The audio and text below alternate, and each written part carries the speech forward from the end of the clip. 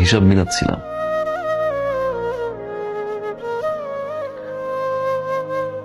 আমরা পুরুষরা খুব অদ্ভুত।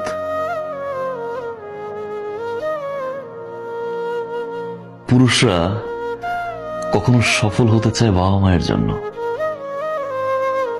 কখনো সফল হতে চায় প্রিয় মানুষটাকে পাওয়ার জন্য, একটা সময় খেটে মরে স্ত্রী আর সন্তানের জন্য, পরিবার প্রিয়জনের হাসিতে হাসে, তাদের দুঃখে আবার কাঁদে। পুরুষ যখন নিজে বাঁচতে চায় তখন আর সময় থাকে না।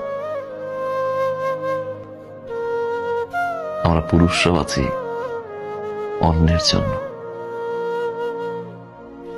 আপনি যদি সারাক্ষণ চিন্তা করতে থাকেন, যদি ওই জিনিসটা থাকতো তাহলে আমি সুখী হতাম।